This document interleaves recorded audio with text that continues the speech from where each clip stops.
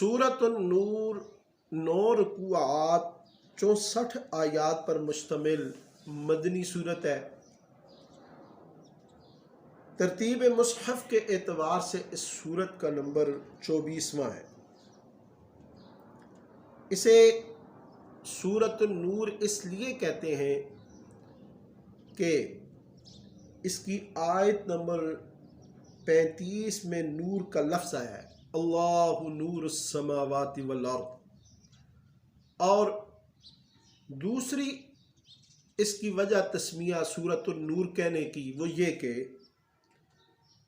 اس سورت میں ایسے فضائل، احکام اور قواعد بیان کیے گئے ہیں جو اجتماعی زندگی کی راہ کو منور اور روشن کرتے ہیں۔ اسی مناسبت سے اس سورت کا نام سورۃ النور رکھا گیا ہے۔ اس سورت میں توحید و رسالت کے مضامین کے علاوہ ایسے احکام بھی ذکر کیے گئے ہیں جو عزت، عفت، عصمت سے تعلق رکھتے ہیں۔ اس لیے اس سورت کو یعنی سورۃ النور کو عورتوں کو سکھانے کا حکم دیا گیا ہے۔ شعب الایمان کی حدیث مبارکہ ہے، نبی کریم صلی اللہ علیہ وسلم نے فرمایا، اپنی عورتوں کو سورۃ النور کی تعلیم دو۔ سورۃ النور کی پہلی ابتدائی آیات پہلے رکوع میں اللہ رب العزت نے فرمایا، سورۃ انزلناها وفرضناها وانزلنا فیہا آیات بینات، کہ یہ سورت ہم نے نازل کی اور اس کی جو آیات ہیں وہ بالکل واضح ہیں، صاف ہیں، نصیحت حاصل کرنے والوں کے لیے۔ پھر فرمایا الزانیۃ والزانی، اس کے بعد اسی رکوع پہلے ہی رکوع میں زنا، تہمت اور لعان کے قوانین کا ذکر کیا کہ غیر شادی شدہ مرد اور عورت اگر زنا کی مرتکب ہوں تو ان پر 100 درے ہیں، 100 جلدہ، 100 درے۔ اور اگر کوئی شخص کسی پاک دامنہ عورتوں پر زنا کی تہمت لگائے اور پھر 4 گواہ نہ پیش کر سکے تو وہ الزام، وہ تہمت لگانے والے پر 80 جلدہ، 80 درے ہیں، ولا تقبلوا لهم شہادۃ ابدا، تو اس کی گواہی بھی کبھی قابل قبول نہیں ہوگی۔ تیسرا بڑا اہم قانون ہے لعان کا قانون، جو کہ آج کل ہمارے معاشرے میں لفظ لعان کو بھی لوگ نہیں جانتے، لیکن یہ بڑا اہم قانون ہے جو اللہ نے سورۃ النور کے پہلے رکوع میں بیان کیا۔ اور لعان کیسے کیا جاتا ہے؟ اگر کوئی خامد اپنی بیوی کو زنا کی تہمت لگائے اور اس کے ثبوت میں وہ 4 گواہ نہ پیش کر سکے اور اس کی بیوی اس تہمت، اس الزام کا انکار کرے تو فریقین ایک دوسرے پر لعان کرے۔ لعان ایسے، شوہر 4 مرتبہ اللہ کی قسم کھا کر یہ کہے بے شک وہ ضرور سچوں میں سے ہے، اور 5ویں بار یہ کہے والخامسۃ ان لعنۃ اللہ علیہ ان کان من الکاذبین، اور 5ویں بار یہ کہے اگر وہ جھوٹوں میں سے ہو تو اس پر اللہ کی لعنت۔ اب جس عورت پر یہ الزام لگا، یہ تہمت لگی، وہ حد زنا سے اس طرح دور ہو سکتی ہے، بچ سکتی ہے کہ وہ 4 مرتبہ اللہ کی قسم کھا کر کہے کہ اس کا خاوند یقیناً جھوٹوں میں سے ہے، اور 5ویں بار کہے والخامسۃ ان غضب اللہ علیہ ان کان من الصادقین، اور 5ویں بار یہ کہے کہ اگر اس کا خاوند سچوں میں سے ہے تو اس عورت پر اللہ کا غضب نازل ہو۔ یاد رکھیں، لعان کرنے سے نکاح ٹوٹ جاتا ہے، اور پھر وہ عورت زندگی بھر اس خاوند کے نکاح میں کبھی نہیں آ سکتی۔ پہلے رکوع کے بعد واقعہ افک کے معنی ہے بہتان تراشی، کذب بیانی، اس کا ذکر ہے۔ ام المومنین حضرت عائشہ الصدیقہ رضی اللہ عنہ غزوہ بنی مستلق میں جہاد کے ایک سفر میں نبی علیہ الصلوۃ والسلام کے ساتھ تھیں۔ ایک جگہ انہوں نے پڑاؤ ڈالا، وہ جو ہے قضائے حاجت کے لیے گئیں تو لشکر روانہ ہو گیا، وہ لشکر سے پیچھے رہ گئیں۔ پیچھے رہ جانے والے سامان کی دیکھ بھال کے لیے نبی علیہ الصلوۃ والسلام کے ایک صحابی حضرت صفوان بن معطل بعد میں حضرت ام المومنین حضرت عائشہ الصدیقہ کو لے کر جب مدینہ منورہ پہنچے تو منافقین نے یہودیوں سے مل کر افواہوں اور جھوٹے الزامات کا ایک طوفان کھڑا کر دیا۔ اللہ تعالیٰ نے ام المومنین ساری مومنوں کی ماں حضرت عائشہ الصدیقہ کی پاک بازی اور برات کا اعلان قرآن کے اس رکوع میں 10 آیتوں میں کیا ہے۔ اللہ رب العزت نے واقعہ افک، حد قذف، بہتان تراشی کی سزا بیان فرمائی۔ ان الذین جاءوا بالافک عصبۃ منکم لا تحسبوه شرا لکم، کہ زنا کے الزام کی صورت میں اگر کوئی بھی شخص کسی کے اوپر زنا کا الزام لگاتا ہے تو 4 گواہ پیش کرے۔ اگر وہ 4 گواہ نہ پیش کر سکے تو الزام لگانے والے کو جھوٹا شمار کر کے حد قذف یعنی 80 کوڑے لگائے جائیں، اور ان کوڑوں کو سرے عام اس خبیث شخص کو مارنا چاہیے تاکہ آئندہ کے لیے ایسی افواہوں اور الزامات کے پھیلانے والوں کی حوصلہ شکنی ہو اور دوسروں کی کردار کشی کی ناجائز حرکتوں کا سد باب ہو۔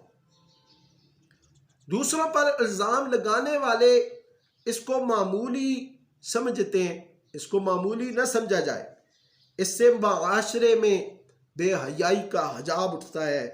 اسلامی معاشرے کے ایک معزز شخص کی عزت کی پامالی ہوتی ہے اور کردار کشی ہوتی ہے۔ اگر بلا ثبوت ایسا کوئی الزام سامنے آئے تو یہ سوچ لو کہ ایسی کوئی بات اگر تمہارے بارے میں کی جائے تو کیا تم اسے تسلیم کر لو گے؟ ایسے شخص کے بارے میں تمہارا رویہ کیسا ہوگا؟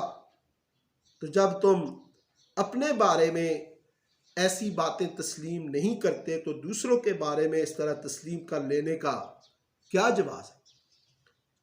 تمہیں تو اس قسم کی باتوں کا تذکرہ بھی زبان پر ہرگز نہیں لانا چاہیے۔ اللہ رب العزت نے فرمایا ان الذین یحبون ان تشیع الفاحشۃ فی الذین آمنوا لہم عذاب علیم فی الدنیا والآخرہ، کہ وہ لوگ جو دنیا میں یہ چاہتے ہیں کہ مومنوں کے اندر فحاشی پھیلے، ان کے لیے دردناک عذاب ہے۔ تیسرے رکوع میں اللہ رب العزت نے فرمایا کہ اے مومنو، شیطان کے پیچھے مت چلو، شیطان تمہارا دشمن ہے، اور اے لوگو پاک دامنہ عورتوں پر مت بہتان تراشی کرو۔ جو لوگ پاک دامنہ عورتوں پر بہتان تراشی کرتے ہیں لعنوا فی الدنیا والآخرہ، ان پر دنیا اور آخرت میں لعنت ہے۔ پھر فرمایا الخبیثات للخبیثین والخبیثون للخبیثات والطیبات للطیبین والطیبون للطیبات، کہ بے حیا اور بدکار مرد بے حیا اور بدکار عورتوں کے لیے، اور بے حیا اور بدکار عورتیں برے بے حیا اور بدکار مردوں کے لیے، پاک دامنہ عورتیں پاک دامن مردوں کے لیے، اور پاک دامن مرد پاک دامنہ عورتوں کے لیے۔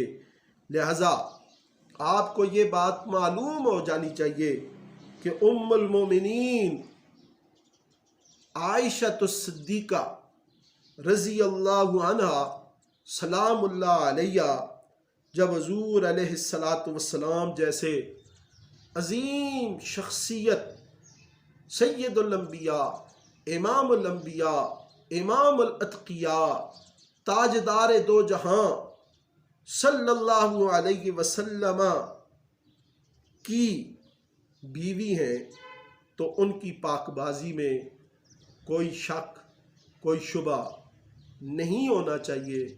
وہ ہر قسم کے عیب سے مبرہ منزہ ہیں جو ان منافقین نے لگائے۔ چوتھے رکوع میں اللہ رب العزت نے پردے کے احکام کو ذکر کیا، فرمایا یا ایھا الذین آمنوا لا تدخلوا بیوتا غیر بیوتکم حتی تستأنسوا وتسلموا علی اہلہا، اے ایمان والو کسی دوسرے کے گھر میں داخل ہونے سے پہلے اجازت لو، اجازت نہ ملے تو کسی کے گھر میں داخل نہ ہو، اگر گھر میں داخل ہو تو ان پر سلام پڑھو، السلام علیکم کہو۔ اس کے بعد فرمایا کہ مومنین اپنی نگاہیں نیچی رکھیں اور اپنی شرمگاہوں کی حفاظت کریں۔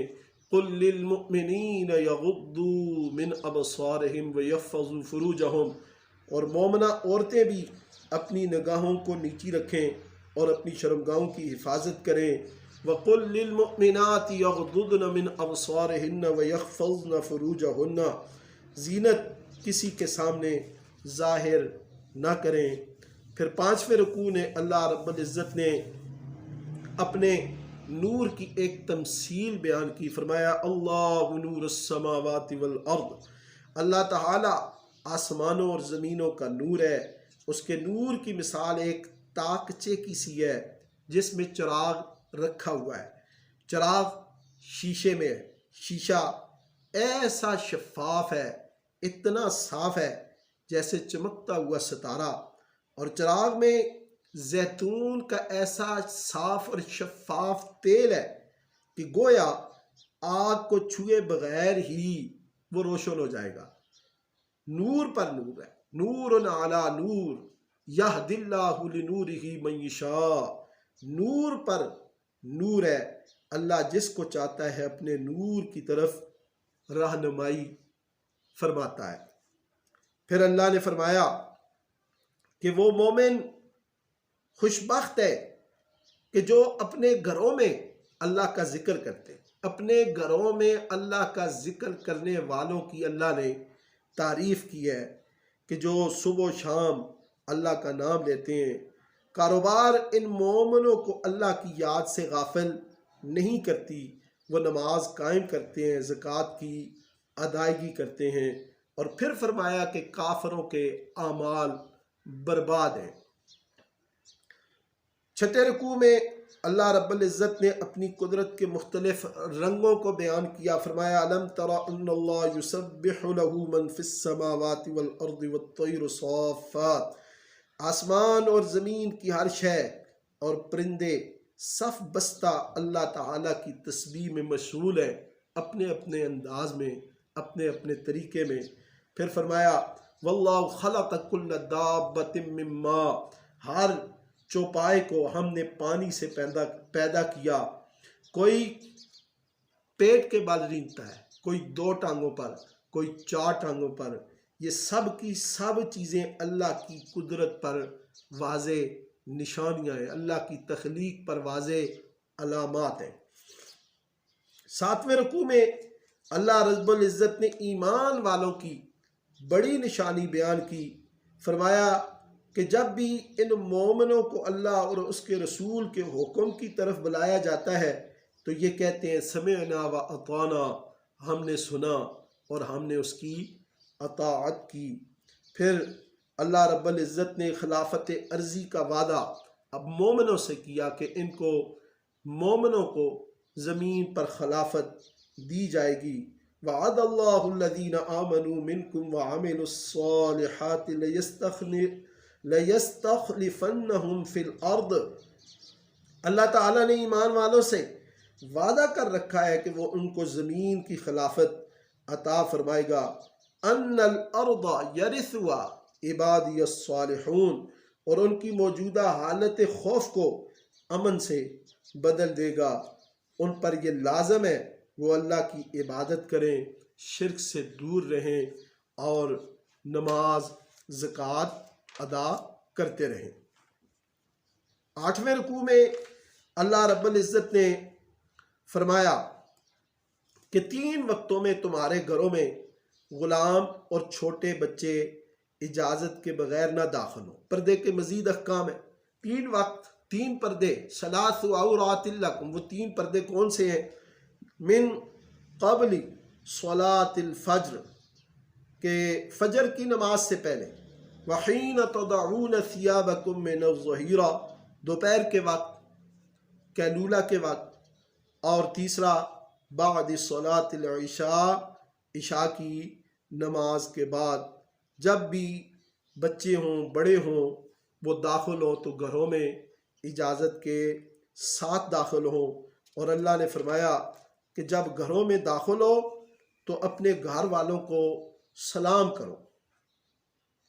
فَإِذَا دَخَلْتُمْ بُيُوتًا فَسَلِّمُوا عَلَىٰ أَنفُسِكُمْ تَحِيَّةً مِّنْ عِندِ اللَّهِ مُبَارَكَةً طَيِّبَةً، جب تم اپنے گھروں میں داخل ہو تو سلام کرو، تو یہ اللہ کی طرف سے تمہیں برکت والا پاک تحفہ ملا ہے۔ جب تم گھر میں داخل ہو تو ضرور سلام کرو، یہ اپنے گھر والوں کے لیے دعا ہے۔ وہ آگے جواب دیں گے تو تمہارے متعلق ان کی دعا ہے۔ جب اللہ کے حکم پر تم عمل کرو گے تو اللہ تمہارے گھروں میں سلامتی پیدا کرے گا، برکت پیدا کرے گا، خوشبو، راحت، سکون پیدا کرے گا۔ تو جب بھی گھر میں داخل ہو سلام کریں اور سلام کا جواب بھی دیں۔ آخری رکوع جو سورۃ النور کا ہے، اس میں اللہ رب العزت نے بارگاہ نبوی کا ادب سکھایا۔ نبی کریم صلی اللہ علیہ وسلم جو لوگوں کو نور الہی کی طرف دعوت دے رہے ہیں، اگر وہ مسلمانوں کے کسی اجتماعی کام میں مشغول ہو تو بلا اجازت وہاں سے مت کھسکو، مت چلے جاؤ۔ یہ بہت افسوسناک عمل ہے۔ ایمان کا تقاضا یہ ہے کہ حسن صحبت اور محبت کا معاملہ کیا جائے، اور نبی علیہ الصلوۃ والسلام سے اجازت لے کر جائیں، ان کی اجازت کے بغیر نہ جائیں۔ اور جب بھی نبی علیہ الصلوۃ والسلام کو پکاریں تو نرمی اور لطافت کے ساتھ پکاریں، اپنی طرح، اپنی طریقے سے، جس طرح آپس میں گفتگو کرتے ہیں اس طرح۔ اللہ نے فرمایا میرے حبیب سے بے تکلف مت گفتگو کرو، جیسے تم ایک دوسرے کو بلاتے ہو ایسے مت ایک میرے حبیب کو بلاؤ۔ لا تجعلوا دعاء الرسول بینکم کدعاء بعضکم بعضا، کہ جب بھی تم بولو، جب بھی تم پکارو تو کہو یا رسول اللہ، یا حبیب اللہ، یا نبی اللہ۔ حضور صلی اللہ علیہ وسلم کے حکم کی خلاف ورزی کرنے والے ڈریں کہ وہ کسی آزمائش میں بھی آ سکتے ہیں یا ان کے لیے دردناک عذاب ہو سکتا ہے۔ فَلْيَحْذَرِ الَّذِينَ يُخَالِفُونَ عَنْ أَمْرِهِ أَن تُصِيبَهُمْ فِتْنَةٌ أَوْ يُصِيبَهُمْ عَذَابٌ أَلِيمٌ۔